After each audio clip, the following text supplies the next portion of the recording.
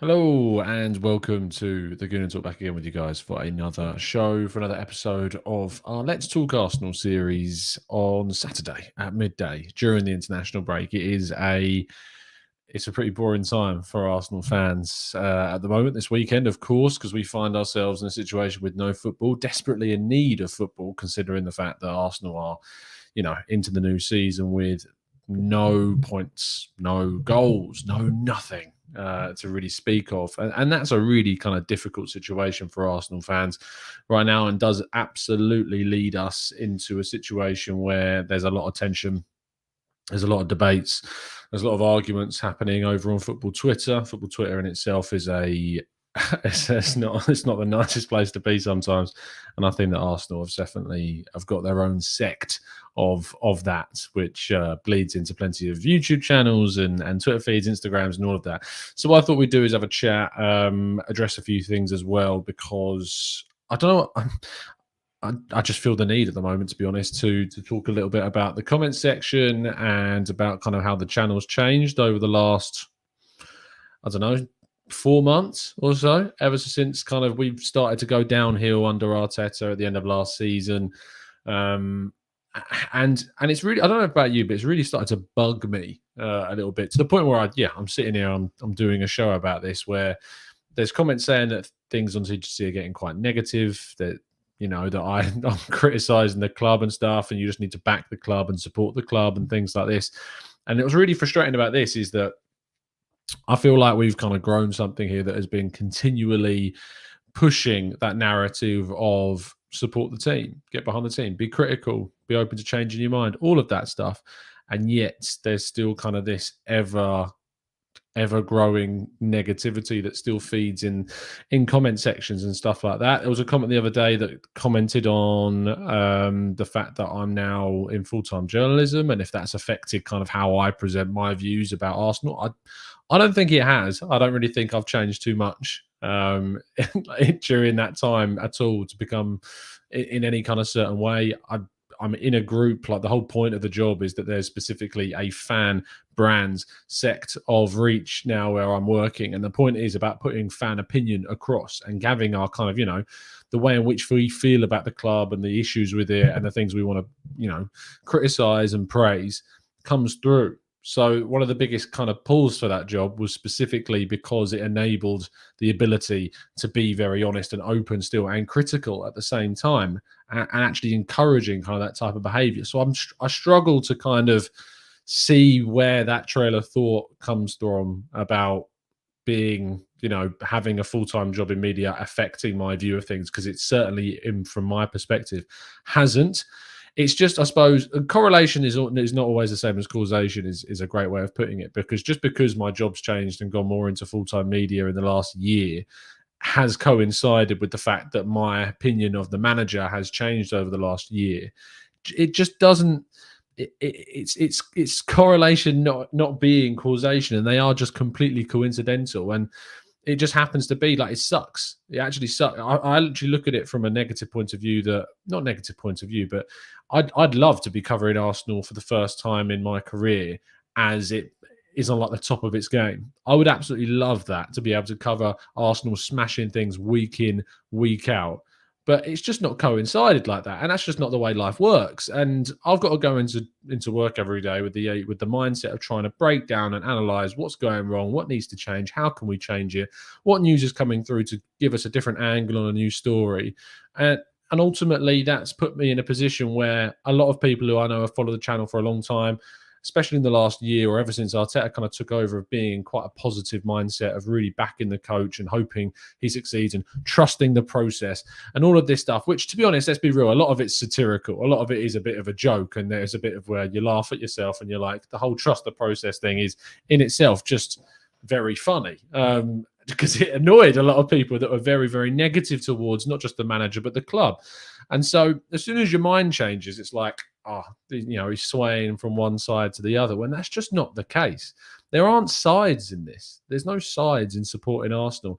There's one side, and that's being an Arsenal fan. That is ultimately what we are here to do. It's to support the team, support the club.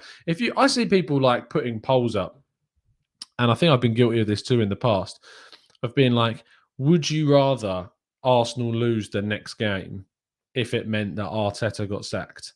And you see like the amount of people that vote in favour of Arsenal losing, and you're like, that's just not the behaviour of a fan. Like, that's just not the behaviour of someone who wants the best for your team. And all you can do as a fan is want the best for your team, hope it happens, and continue to support the club to try and help that happen from the very top. To will a sacking of a coach into existence, which isn't even guaranteed, is ridiculous. It's ridiculous beyond measure. Like, it's crazy. I am going to lean on a lot of you guys in the chat box to be coming up with some comments and queries and questions, because whilst this is a bit of a video for me to just rant and to vent a little bit, it is certainly an opportunity for you guys to get involved with the discussion at the same time. Harry's in the chat. Harry, I know this is a topic for you that you get very, very love talking about the negative of the fan base. So a formal invitation, if you're not busy, drop me a DM on Twitter, mate. In fact, what I'll do is I'll send you the link to the StreamYard, Harry, and you can jump in if you like. If you're busy, no worries, mate. I'll go to your personal account, because I know this is something that you very much, Harry, enjoy talking about, because you came on the channel the other day and talked about it a lot. So I'll send you the link if you want to jump in, mate. But Harry does say in the chat, people continuously throw that at you, mate. Keep doing what you're doing. It's a lazy way of people having a go at you because they disagree. At the end of the day, you're doing what you love. Thanks, Harry. And I know that yourself are getting on with a lot of good stuff too. But the invite's there if you want to chat about it, Hazza. So jump in, mate. Arsenal Granny says, I've seen a change in how you present things since you have decided that you are Arteta out. Arsenal Granny, I would love you to go into more detail. These are the types of comments that I want to address. This is what I want to talk about, because if you think if you think I'm presenting things in a different way, talk to me. Tell me, like, please, how I'm doing it, because it's interesting. How is it possible to be in a position where you constantly say you got to back the manager, support the manager, trust the process, blah blah blah blah blah, and then you get the evidence, which I saw throughout the last season, which is enough to change my opinion? How can I present things in the same way? It's really strange. I am joined by Harry. Are you well? I'm good, mate. I'm good. I was just literally logging on because I'm going to do a show in about 20 minutes. So I was just setting it all up. Yeah. So it's a good subject you're discussing. So I thought I'd take up the invite. The reason why is just because kind of, I don't know how it is. A few things have kind of changed ever since, one, starting a job in media, and two, changing my opinion about the manager. They're kind of the two catalysts of how things have changed in my comment sections, in interactions on Twitter, and how you're perceived by, wider reaches of both of our audiences. And, when we've gone on other shows, like I remember when I joined you on, like, with Dan Potts and stuff, the amount of like stick you would get in the chat box for like backing the manager. And then maybe just because you've highlighted a couple of things to criticize, all of a sudden it's, oh, you're now changing your mind on the coach. Like, do you know what I'm saying? Like, how do you feel when you see these sorts of comments? Yeah, I know exactly how you feel, because over the last month, I would say, I've probably had the most kind of people coming at me on social media that I've ever had in my life. And it does, I'm not going to say it gets to me that much, because I've kind of learned to block it out, I think. But it's this attitude from people where they go, well, you can never change your mind. You can never, look at a different viewpoint. You can never entertain a different viewpoint. I will happily sit and have a debate with someone who's Mikel Arteta out, and we can have that debate. And I might not agree with it, and it might not sway my opinion. But if I'm not listening, then how am I ever going to get better? How am I ever going to be able to have a balanced viewpoint? I think it's important to listen to both sides of every argument. And actually, changing your mind on something is not an admission that you were wrong. It's actually becoming better. It is developing in terms of understanding that, things change, and the situations in football especially are fluid. Football is about results at the end of the day. There's only so long you can say, trust the process, and all that stuff. If the results are not there, then eventually there comes a breaking point. And I don't get why people find it so hard to get their heads around that. I mean, when we used to talk about Unai Emery, I used to get a lot of stick about Unai Emery because I wasn't a big fan of Unai Emery. And then when he got sacked, it was, oh yeah, you're right, you were right all along. No, it wasn't that. I don't want people to say to me, you were right. That's not what I want. Yeah. What I want is people to then say, okay, or to just listen to those viewpoints, understand them as well, and whether that changes their opinion or not is not really my concern. But then when it comes to Arteta now, it's the opposite. Oh, you were wrong. And it's just like, no, that's my view at the time. If you want me to sit Yeah. and lie about what I think, or present this kind of, completely on the fence kind of sitting viewpoint on anything, then what's the point in me or you doing what we do? We do it because we love it, and we do it because there are people out there that enjoy it. There are people that don't as well, and that's fine. That's part of life. But why people have to go so strong one way or the other? It's, you can't change your mind. You can never change your opinion. You can never listen or entertain anyone else who might even have a slightly different viewpoint. It's just the culture these days, and there are a lot of good people out there. And the one thing you got to remember, Tom, is that the ones that are loudest are normally the minority. So like, you've got to be mindful of that as well. Absolutely. Thanks, Leon, by the way, for tuning in as a new member. I appreciate the support, mate. For me, Harry, it's like, one of the things I've noticed is, ever since kind of changing my viewpoint on Arteta, is that apparently, and I think I highlighted a comment from Granny in the chat box, Arsenal Granny, who I know is across a lot of channels at times and tunes in a lot, that apparently I now present things in a more negative, but I don't, obviously I can't perceive it because I'm only coming from my own, like, the first person perspective. And if I'm looking at it from the perspective of, now my opinion is that I think the best thing for the club to do is to change coach. When I approached the analysis of a game after that opinion of mine has now changed to that, of course I'm going to come at it from a perspective of, well, I've identified A, B, C, and that a different coach might do those things differently. So is there any way, coming from the perspective of someone that wants to see a change in the coach, to analyze a game in a quote unquote positive way? Well, the thing is, like, and I know you do this as well, is you got to be fair, and I think you are fair, and I think it's important that when you do that analysis, you do show both sides. So, like, for me, I would say that Mikel Arteta set the team up wrong in a couple of our opening games. Yeah.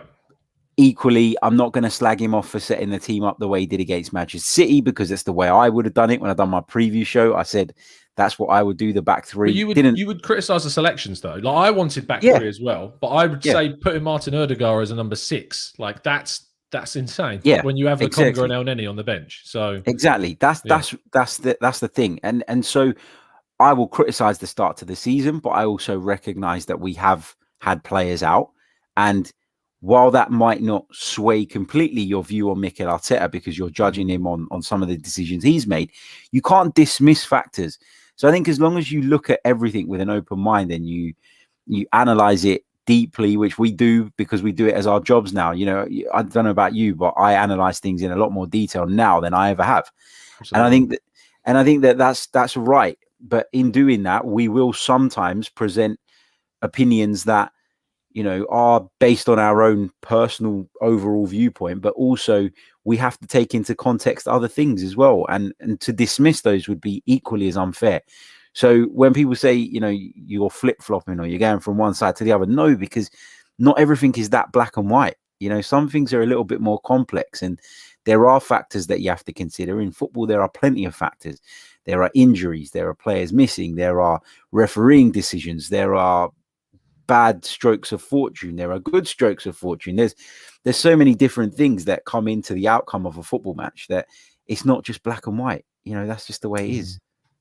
Fabo in the chat says, one thing I've learned, Tom, is that people aren't allowed to change their minds. Even if the situation validates your stance, you get called a hypocrite and all sorts of names. And that's kind of, I think both me and you on our channels, and I can only comment from watching the shows that I have done on your channel, is that we both try and enable people to be in an environment where if you do change your mind, you're not going to get called a hypocrite or a flip-flop or these types of silly names just because you want to change your stance. Because at the end of the day, you can, in my view, you can never ever convince someone to change their mind. All you can do is question them into a place in which they will change their mind themselves.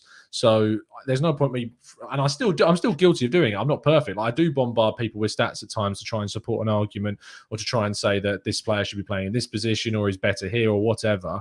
But at the end of the day, there's no way that I can convince someone who's very headstrong, especially in the football universe of opinions being exceptionally forthright and headstrong, to try and get someone to change their opinion is near impossible. And so I've seen you and me do it, is you get into kind of these back and forths on Twitter where this conversation's going nowhere. Like neither of you are going to back down because neither of you are presenting any evidence that is going to change enough to change the opinion. And you go into those arguments, and I know I'm guilty of this, go into the arguments knowing I'm not going to change my mind, and yet I still waste my time doing it. Do you find yourself doing that too?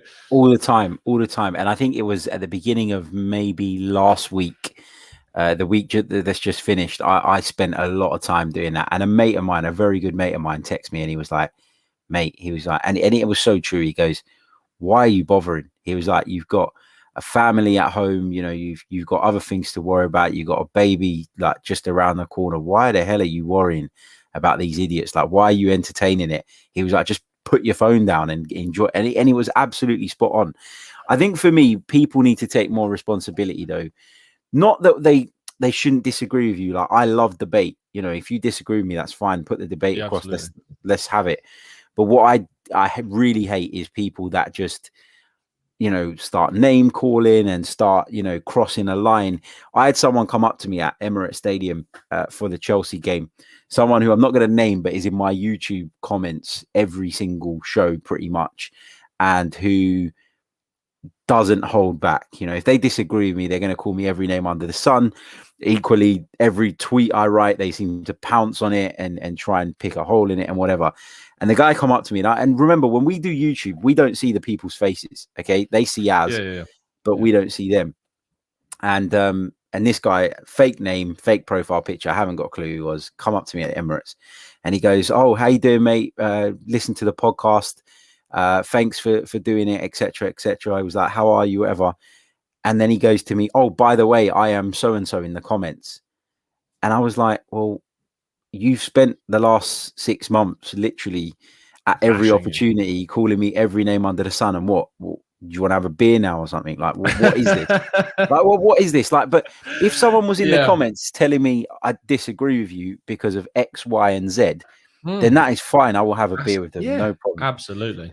But if you're going to constantly abuse me and think that the fact that this person came up to me in the stadium and like tapped me on the shoulder and started having a conversation with me as if he'd never said anything like that, it's just baffling to think that you're so unaware of what you're actually doing on a weekly basis. Like, it's strange. I don't know. That's a lot of front to turn around and say that you and identify as that person. That's crazy. I mean, I've never had that experience. I've had the other experience, like just people coming up and saying, like, you know, like, keep going with the shows. I mean, when I was at the Chelsea game doing the protest, the amount of people that come like, "You're the 8 a.m. guy." You tell the show is 8 a.m. Like, I know. And like, but that's crazy to think that someone, and then they would identify themselves as that person that's been trolling you in the chat box and stuff. Like, as you say, the whole point of football is about debate and having different opinions. And as I say, as you say there, I revel in when someone approaches me with a different point of view for two reasons. One, I'm a little bit guilty of loving a debate. And two, I'm always open to more evidence to then either strengthen my position on something or to be open to changing my mind on something. And that's what's happened with Arteta. Not necessarily from fans coming to me with certain arguments, but it's more so the evidence that came to me on the pitch and seeing I couldn't see a pattern. I couldn't see a style. I can't see us progressing. I can't see the experienced players being used in certain right ways. I can't see certain certain kind of members of the team not being selected in certain games over others. And then obviously kind of man management of players like William Saliba, etc. And all of these factors coming together, it was near impossible for me to sit here anymore, to sit here comically saying trust the process, because it became just a cartoon for me to do that. And it would undermine my position as someone trying to come through with kind of a legit view on things. I mean, clarify for me, what is your stance on Arteta right now? Like, where are you at with him? So I'm almost at the breaking point. And if he was sacked tomorrow, I wouldn't complain about it, because I think that there has been enough evidence to suggest that we're not moving forward. The problem is that I also, as I mentioned, I think you need to look at the bigger picture, and I am curious to see what the difference is going to be when 3 of our back 4 changes, when Tomiyasu, White and Gabriel come in, when Partey comes back into the midfield. I am curious to see how Arsenal are going to perform then. And I think I'll be able to make my mind up a little bit better about, actually, is this going to work? But there's no denying that if the club were to pull the trigger today, you couldn't really complain about it. And that's why I'm not dismissing the Arteta out, people. I still want to give it a few more games and have a look, just because I think that if you've given him all this money and you've invested what you have in him, to actually pull the trigger now, not just because of the performances, but when you consider the absentees we've had and some of the circumstances and the fixtures as well, for me, it becomes, I know emotionally it makes sense, but I think from a football club perspective or from a business perspective, it doesn't make sense to sack him 3 games in because of what you've done in the summer, because you've backed him that much in the summer. If you didn't really back him because you weren't sure, and then the season started the way it has, then you go, okay, well, we weren't sure and with good reason, so here we go. But to have been so big on someone, I don't think in the summer, to have been so big on him as to give him so much money to spend, I don't think 3 games is enough of a sample size for you to completely, as a football club, flip your view. Now, for us as fans, we've had doubts from last season. We've had doubts following the Europa League exit. We've had doubts during that really difficult period we had in the Premier League. So for us, it's different. But the fact that the club went in as big as they did this summer suggests to me that their confidence level is up here. So how does it go from up here to down there in 3 weeks? That is why I'm a little bit curious. And I think for me, I'm not expecting him to go. I mean, I wrote a piece for FL where my hot take was, no matter where we are in the league, I think he'll last the season. I just don't think they're going to get rid of him. So whilst my view on Arteta didn't flip over the summer, it flipped towards the end of last season, and was kind of the last nail in the coffin for me was the Villarreal second leg. And that was the moment where I was like, look, no, we threw the first leg by playing a silly formation, silly team selection with Emile Smith-Rowe in a false 9. And those team selections led to us missing out on the opportunity to play Man United in the final, who I thought were very beatable, and get to the Champions League for the following season, which was a big, and was one of the big reasons why I turned my opinion on Emery, was because of when he started to chop and change at the end of that season. We missed out on top 4 by 1 point. And it was that ultimate target being missed out on that Champions League when the opportunity was there, before we had the chance to really go for it, either in a final or in the final game of the season regarding Emery, that switched it for me. And then this summer, I kind of appreciate, and this is why I'm very much conflicted on Edu and what he is, and whether he is worthy of criticism in the same way that Arteta is, because I understand the way that he's trying to change things. I understand going for youth and adding key kind of ingredients at centre back with Gabriel and Wyatt, and in midfield with Lokonga and Partey, 2 key areas we've always needed to improve in. But then at the same time, there's been issues with Willian and Runarsson and these links to Kia Jarabchin, which I hate, and the whole Cedric and Marie situations that linked into him as well. But over the summer, that never changed my stance on Arteta, because we went into the new season again with some strange team selections. And I mean, you go into the City game and we play Erdegaard at 6 and you play Kolasinac at left centre-back and stuff like that. I'm never going to be able to go, I was wrong on Arteta. So it's just, that's what doesn't flip it for me. But I mean, in the chat box, people are saying, question from Peter, who says, thoughts on the fact that we could lose both Leno, Laka and Eddie on a free in the summer. We failed to get players out efficiently, and we failed to renew maybe certain contracts like Lacazette, and after we were told that we weren't going to let players go down to certain points of their contracts, and we have. So how do you make kind of the strong criticism towards the footballing intelligence group, as they're now described, of how they dealt with it? And I know you've got to go very soon, but just kind of some final thoughts on that.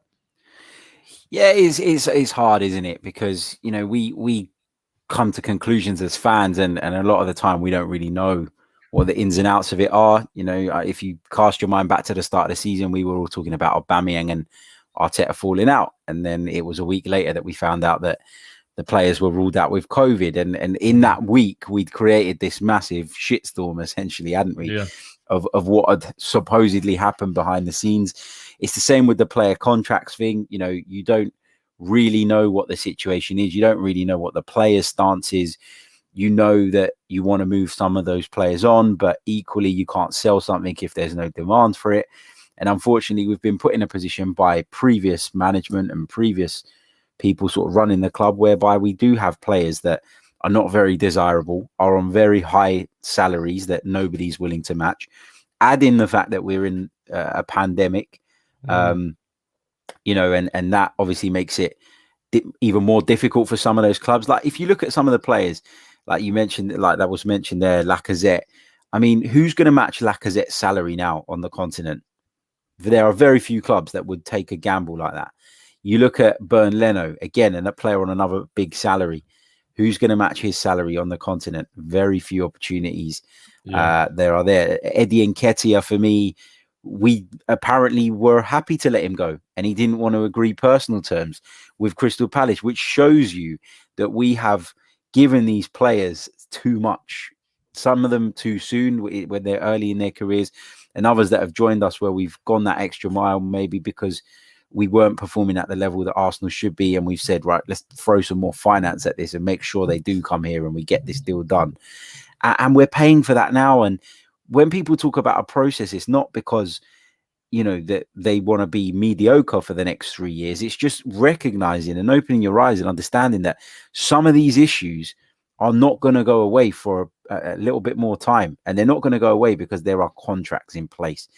I mean, you look at someone like Ser Kolasinac, you know, yeah, he's going to go on a free. Nobody really cares about that. But the reason he hasn't gone sooner, or not yet anyway, at the time of doing this, is because his wages are mad. Why would Ser Kolasinac say, you know, there's not, people were slagging off Willian. There aren't that many Willians in football nowadays. They would say, you know what, don't worry about the money. I need to play football, and this is just not really work. There are very few players like that. And actually, why should those players give up their money? Why should they accept lesser contracts? They shouldn't.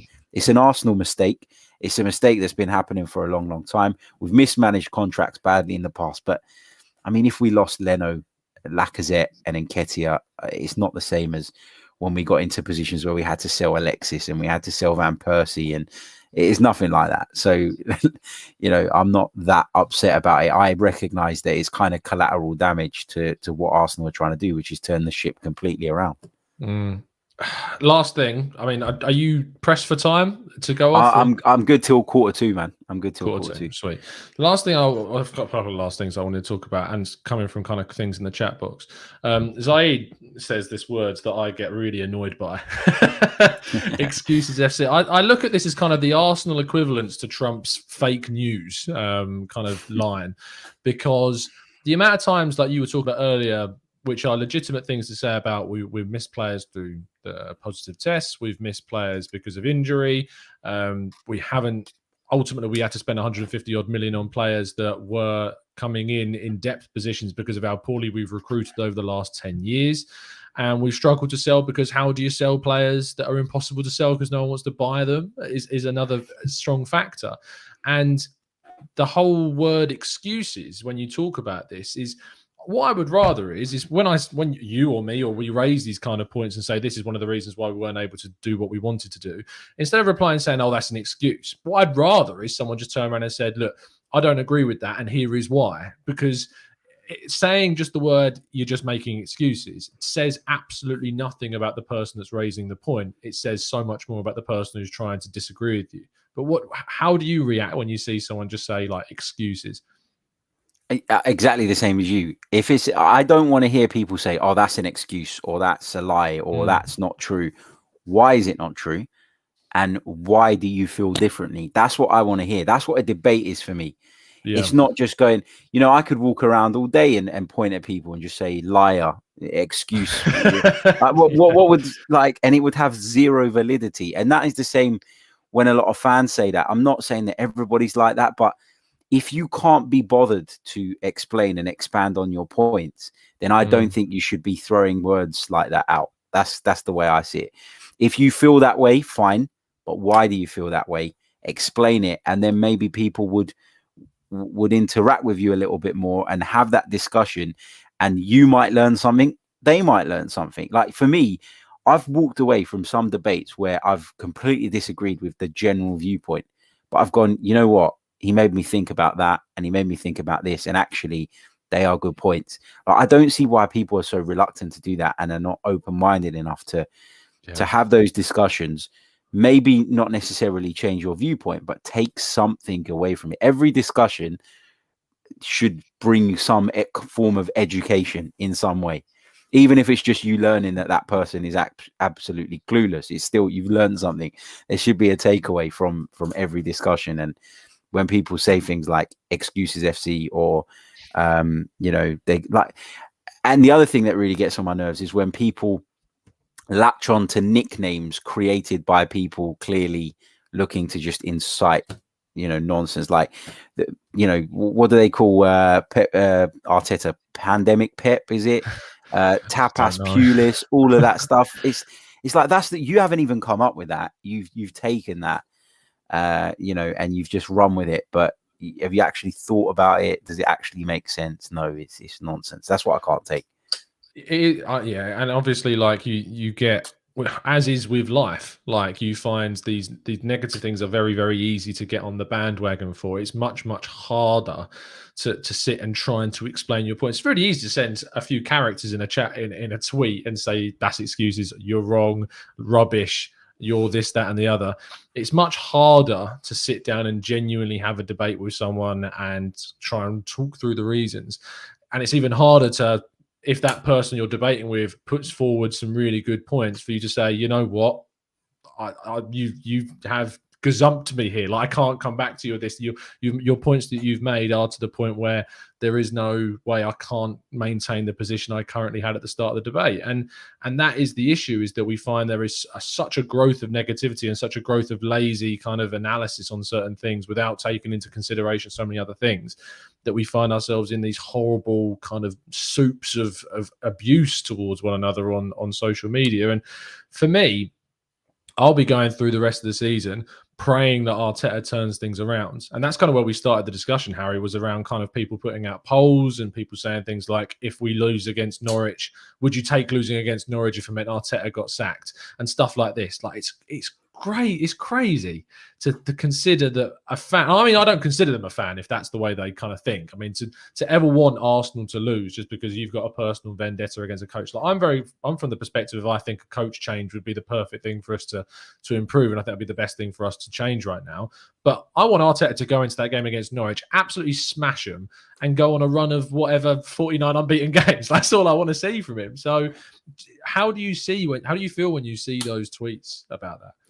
It irritates me. And a couple of people, just while we're on the point of like people's views and stuff, in the chat saying, yeah, but we only get 200 characters in a tweet, or we only get.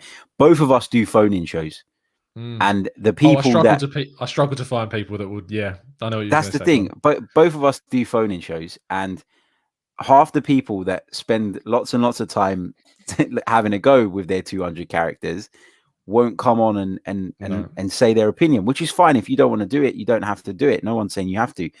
But, if you're prepared to have that debate and discussion, people will have it with you. If you're not, if you're going to hide behind the 200 characters, then you can't then expect people to kind of want to take that point on board or understand fully what it is you're saying.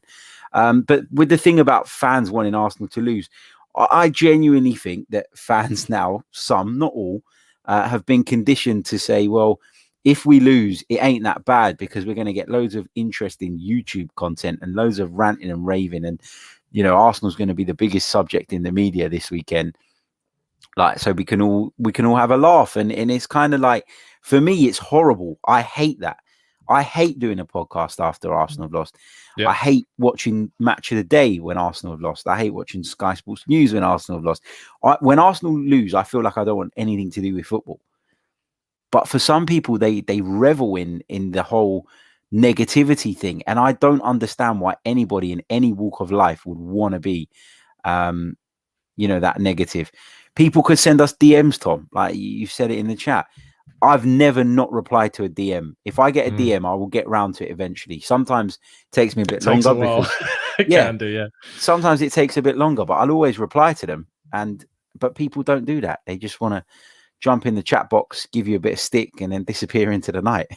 Yeah, I mean that's the thing. I think ultimately, I mean, the way in which everyone approaches their own channels and chatbots is different. It tends to be from here. Like if anyone that's calling whoever and that whatever gets blocked pretty much immediately, they can make a new account and that's fine. But hopefully they come back with a new account, knowing that if they go into the chat box and say that same stuff, they're going to get blocked or timed out or whatever.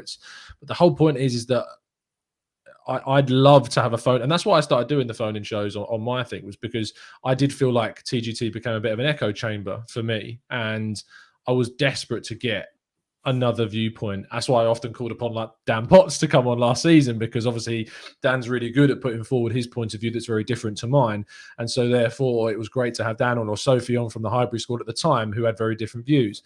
But to get kind of, as you say, just the individual people that just pop up in your chat that have an avatar of a football player or the Arsenal badge on Twitter and that, to come onto a show is so hard. And I put the invite out to everyone in the chat box now. If you're sitting there going, well, I would, the DMs are open. You can message me, and I'm sure Harry would say the same thing. You can DM us, and we will happily have a discussion about a different viewpoint if you would disagree with anything that we raise during our shows. For me, Harry, I always like to talk about kind of the solutions about how we change things. We've talked a little bit there about obviously inviting people on the opportunity to come on and have a talk if they want to. But how are you going to, because I can imagine that if the form doesn't pick up and it doesn't change, you may get into a situation where your viewpoint on Arteta is going to change throughout the season. How are you going to deal with those that are going to turn around to you and go either a Nelson from The Simpsons, ha ha, told you so, or, you know, just calling you a flip-flop and a hypocrite and all that? How are you going to deal with that situation? I'm never going to apologize for wanting my team to win, and I'm never going to apologize for giving a manager a fair amount of time. It is the thing that I find really hypocritical is a lot of the people that say to me that I'm giving Mikel Arteta too much time are the same people that told me I didn't give Unai Emery enough. So what is it that you want? You know, either way, you're still complaining. So look, Mikel Arteta has had one full season in charge. I was willing to give last season as a bit of a freebie. It didn't work out the way we wanted. There was a lot of concerns that a lot of us raised and picked up on over the course of that season. But now moving into this season, I've said it throughout, the pressure is on. The only reason I am giving Mikel Arteta maybe a little bit longer than some of the other people is not because I think they're fundamentally wrong. It's just because I want to see how this squad is going to perform when it is available. And I think that when you look at the team that should start against Norwich, it's going to look very, very different. Talking 5-6 players different, half a team different. And that is when I'm going to start, you know, really making my judgments. Am I convinced that Mikel is definitely the right man? No, I'm not. I'm not at this point. And as I say, I'm never going to apologize for wanting my team to do well, for saying that fans inside the stadium, at the very least, should be behind the team, for saying that fans should be a little bit more careful in the way that they voice their opinions, because the social media world is a powerful one, and players will tell you they don't watch it, and they probably don't, but it does pop up from time to time. It's impossible for you to be on social media and not feel the negativity around Arsenal at the moment. I'm not saying don't voice your opinions. I'm not saying don't express your views. I'm simply saying be a little bit more responsible in the way you do so. And if everybody wants to say ha ha, but it means that Arsenal get a better coach and go on to a next level, I couldn't care less. Absolutely. I mean, and then you get to see who else you can block, which is always a nice, fun thing on a Saturday afternoon to do, is add to your block list. That's always great. But yeah, look, Harry, it's been an absolute pleasure having you on the show for the brief time that you joined us for. I bet you're happy you dropped into the chat box earlier on, got a chance to vent. Always good. Tell people where they can find you, mate. Yeah, check out the Chronicles of a Gooner podcast. You can find it on all the podcast stores and on YouTube. And you can find me on Twitter at Harry Simew. And I assume you're doing a show very soon. Yeah, around about 5 minutes time, we're going to do a little bit of a reaction to Edu's interview. So if you fancy coming over for that, feel free. There you go. Absolute pleasure having you on, mate. And I'll speak to you soon. Cheers, mate. Thank you, pal. Have a good one. Bye-bye. See ya. Massive thank you to Harry for jumping on. You can check him out, as he said, they're at Harry Simew on Twitter. Twitter, or you can obviously go and find him at the Chronicles of a Gooner. We will be coming off very shortly, so you'll be able to go straight over and carry on the discussion with Harry on the Chronicles of a Gooner. So please make sure you still do that. Let's jump into the chat box though, because I didn't want to end the show without going through a few of your comments after mine and Harry's chat there. I wanted to address actually Tabrez in the chat, who says, also Harry, stop thinking that everyone, apologies, I'm now going to speak on behalf of Harry. Stop thinking that everyone in your community are your age or affluence. Affluence is a great word, to be fair. There are different ages and different backgrounds engaged with your content. Not everyone reacts rationally or equally. Tabrez, what I would say to that is me and Harry, I imagine, have a lot of people that cross over, because I see a lot of love for Harry's channel in our chat box very regularly. And we're very well aware of the fact that everyone that watches our channels is not from the same age, background, whatever. But that doesn't mean that we're going to change the way in which we talk about Arsenal or change our views or react any differently to anyone else, because I'm frankly going to reply to everyone as equally as feasibly possible. Obviously, if I have a perception of someone based upon previous kind of interactions, that will probably change in how I approach a conversation with someone. But if you're someone completely new and random, everyone gets the same fair, clean slate every single time. Absolutely. So I never ever think that I'm coming at someone from the perspective that they're a certain age or background or the same age and background as me, because I know that is incredibly unlikely. So, but I'll still talk to everyone in the same way, because that's just the kind of background that I'm from. So there you go. Zaid says, DMs, you can do them on Twitter at the Gooner Talk TV or on Instagram at the Gooner Talk, either of those, Zaid. It would absolutely be a pleasure to welcome you onto the show so you can speak some of your views in person. That would be great. And the amount of times that we've tried to do phone-in shows on here, I've tried to get the perspective of a different viewpoint, and it's just not been forthcoming, is unsurprising because of the way in which the keyboard warrior community do act upon football Twitter, which, is fair. If I wanted to say certain things that I see on social media, I'd probably cower behind an avatar too. But thankfully, there are plenty of people on the Twitter that would like to come on and have a chat and, voice their views, as we have done previously as well. Ashton says, I disagree with Tom and Harry on Arteta, but all three of us want Arteta. Well, it's interesting you say that, Ashton, because I don't agree with Harry. Like, Harry was happy to continue with the coach for the next 3 or however many games it is to see his squad form. I'm not on board with that. I'm very much in the mindset that I think a change of coach is the right thing to do now. I would change the coach absolutely right now, because I look at the decisions that have been made previously in certain games like the Europa League semi-final, in the game against Manchester City as recently as that, and seeing the likes of Kolasinac and Ødegaard playing these number 6 and number 4 roles in the back three, like, it's ridiculous. And so I just can't get on. I can't back that. I can't support that trail of thought and team selection. So especially when there are other options on the bench, like you've got Marie on the bench instead of Kolasinac, you could play Tierney there and put Tavares at left wing back. You could put Lokonga or El Neni at number 6 instead of Ødegaard. When there are other options available to you and you don't pick them, that's when there's genuine criticism to be had. But it doesn't change the perspective of still highlighting that there are certainly issues that Arteta is having to deal with. You can still have a balanced viewpoint whilst falling on either one side of the line. I still think that Arteta does need to be given an opportunity, in the sense that I'm fine for him to be given an opportunity with his first team. My opinion is that even when we get that first team, I'm really doubtful that he's going to be able to succeed with that team and with those improvements, because we've not seen, even with last season's finish, which was strong in the context of the whole Premier League because other teams dropped loads of points. But if we hadn't have had that big run of 5 wins at the end of the season, that really did skew kind of our form, and we would not have been anywhere near as high as we had the form of the previous 33 games continued. That was the issue that I find, and why I can't get the mindset of a change of manager being the right point in time now out of my head. Let's go. MFB says he's going to stay until the end of the season against most of our wishes. This is probably my opinion, which I've highlighted several times. I don't see him going anywhere. Thabo says, do you think that if we change coaches, the next coach will be able to use the players Arteta brought, or he'll think that he needs to bring his own players?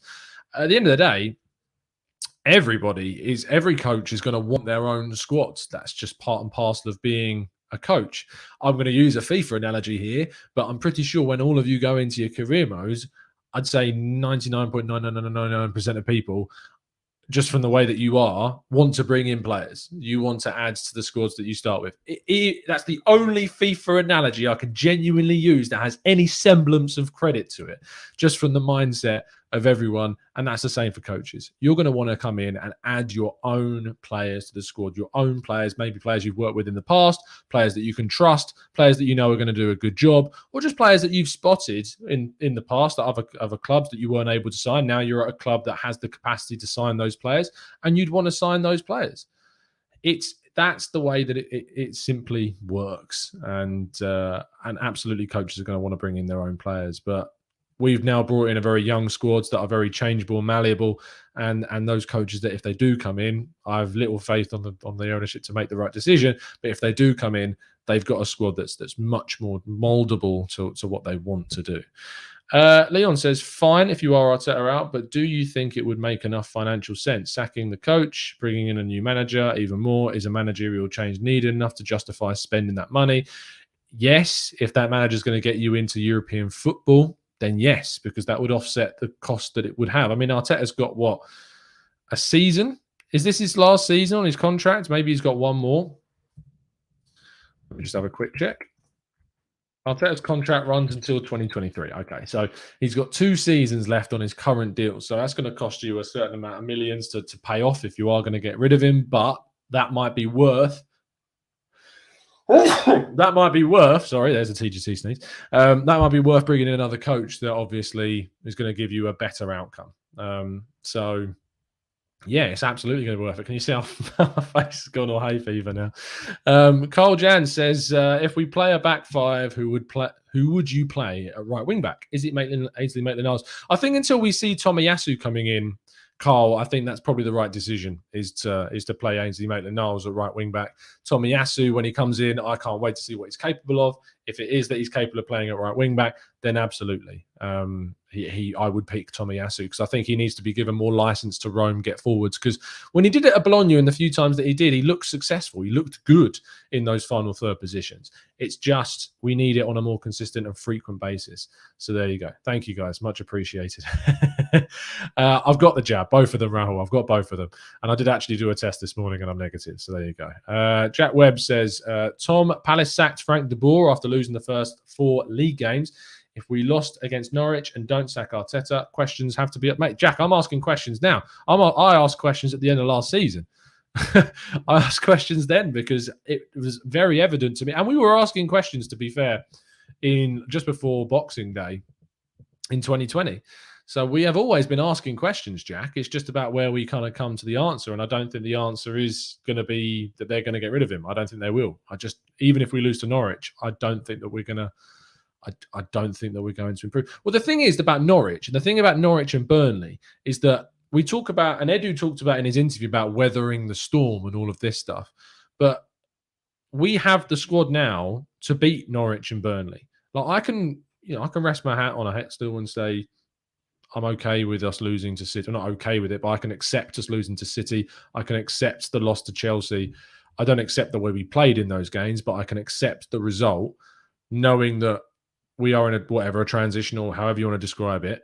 But I can't accept the team selection in those games. I can't accept losing to Brentford on the opening day, despite having both Aubameyang and Lacazette out and Partey out. I still think we had a more than good enough team to win that game.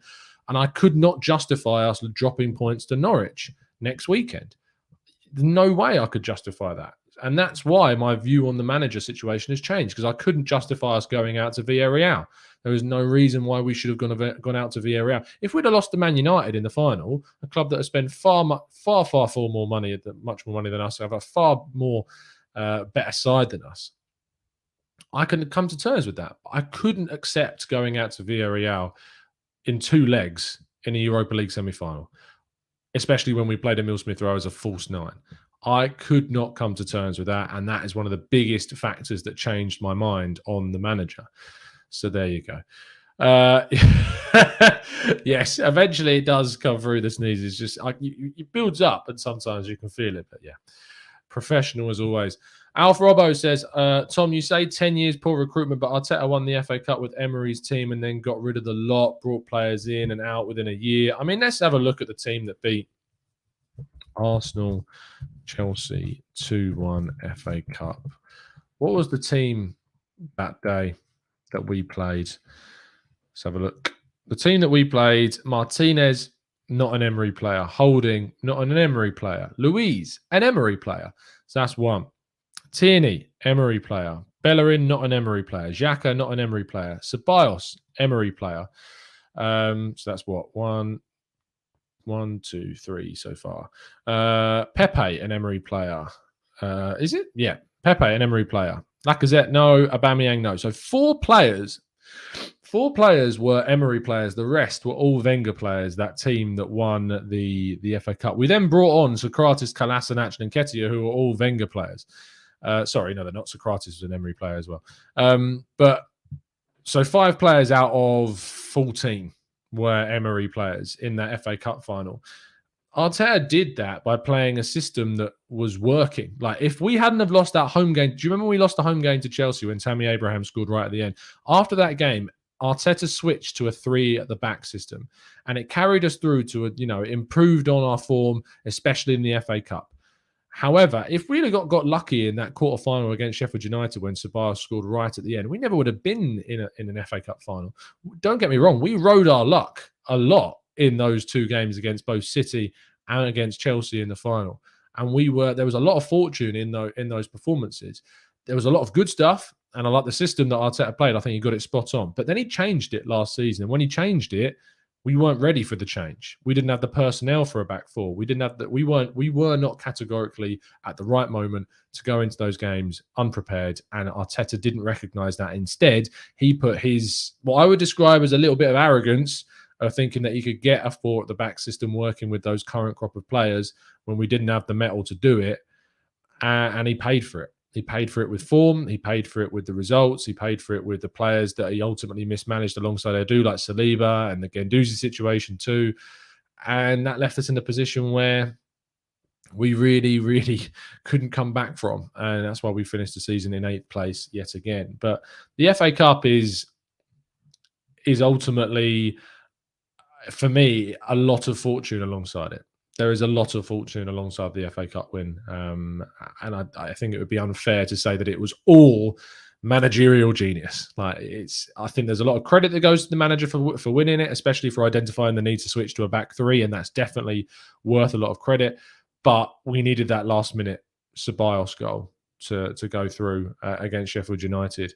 And that should not be forgotten, because we look at where we are now, and that is a lot of evidence to suggest that our fortune was quite high in those first 6 months, and we had a bit of a boost off a new manager bump, as you see teams do. So it is what it is at the end of the day. And it was the cup was great, and absolutely I love winning the FA Cup, and I would never discredit winning the FA Cup, but it is something that when you appreciate all of the factors associated in that cup win, it does show a lot of maybe why we are where we are now. And I think the promotion to manager based off the back of that was another mistake, unfortunately. Let's go to Hood, who says, do you think Conte suits us as a club and its values in terms of playing style, spending budget, and even as a long-term fix? If so, why? Look, there's no long-term in football anymore. There's no 20-year Arsene Wenger tenure. You'll rarely, to be honest, I think you'll rarely find your Klopps and your Guardiolas as they have done and have stayed at Manchester City and Liverpool. I think they've only done that because of how successful they've been. And managers in the job because they remain successful. And Liverpool are one of the best spending and selling clubs in the league, and Manchester City are one of the richest clubs in the league. And they've managed to keep both of their coaches in tow because they've won the league, they've won the Champions League, or either or. And so they've been able to keep them. But there's no longevity with Arsenal. There's no longevity with coaches, and there shouldn't be, because you should be responsible for your results in football, and that's why there is a turnover of coaches. I'm happy to see a stabilised backroom staff in regards to the executive level. If Edu remains in charge for the long term and tries to implement his vision, I'm okay with that as long as it's working, which at the moment there isn't too much evidence to say that there is. But I do point more of the finger towards Arteta for our results on the pitch, much more than I do Edu, because I think that our team and our squad is much better than the sum of its parts that it is right now, showing in the table. And that's kind of the issue. Oh, Jose Mourinho's joined us in the chat. Pep Guardiola is a top manager, but he can't do what I did at Inter and Porto. Guardiola did some amazing things at Barcelona. He did some amazing things to the youth team at Barca B. He won the league with them. Bayern Munich, he completely revolutionised the way that Bayern Munich play, and he's gone to Manchester City and he's won them the title, but he's not yet won the Champions League, and that's the problem. That's the problem with Guardiola, is that he's not been able to win that Champions League in his last two clubs, and he's only won it at Barcelona so far, which kind of backs against the argument that Guardiola only does well at a club that spends loads of money. I don't agree with that. I think that Guardiola needs the players that he wants, but who doesn't? What coach doesn't, to be honest? You look at any coach, they sign the players they want to bring in and they try to get the best from them. But he's won the league, twice, 2, 3 times now at Manchester City. So is what it is with Guardiola. I think he's doing a very, very decent, more than decent job at Manchester City. Let's go to Yo says Klopp is indebted to Edwards. Pep is indebted to Saudi royalty. Look, at the end of the day, and I feel like I've said that a lot this show, they still get the best of the players that they have. There's no in debt to those players. You look at Manchester City have sacked coaches that didn't get the best from the players they have. Liverpool spent lots of money under Brendan Rodgers. He still couldn't get them a title or a cup in that sense either. In the kind of, the Champions Leagues and the titles of what we're talking about here. Whereas these managers have. I hate when people talk about the amount of money that they've spent. They've won things. They still won the Premier League. Klopp still won the Champions League. Guardiola got to his Champions League final against the other biggest spender in the Premier League, being Chelsea. So I don't get the criticism of those two coaches. I really don't. I find it absolutely hyperbolic beyond measure. And I think it's probably characteristic of a supporter of kind of where football is right now from a fan perspective, that nothing is ever quite good enough and that there's always something to criticise. So there you go. James says Arteta is the wrong coach for a team building for a future on youth, as he doesn't forgive any errors of judgment, and some players don't seem to be improving, like Martinelli. I mean, Martinelli's not really improving because he's not really getting picked. So that's why Martinelli's not improving. But I agree in the sense that if you can't be so strict on players like Saliba and Guendouzi because they are still young. I think you have to be a little bit more open. I don't think he has been more open than I think he's needed to be more open with those players, and he's not been. But he's an inexperienced coach. What can you expect, to be honest? Conte, I'd take Conte in a heartbeat. He gets the best from his teams. Yeah, he needs some money to spend, but he gets the best from the teams that he has. It's as simple as that. I think we're going to wrap things up there because I feel like I'm waffling now. Thank you for tuning in. Thank you again to Harry Simeon. Make sure you're checking out his live show on the Chronicles of a Gooner now. And I'll see you tomorrow morning for the latest Arsenal news. But it's been an absolute pleasure to speak to you guys. As always, drop a like, drop a subscription, join our Discord server by becoming a member. And as always, up the Arsenal.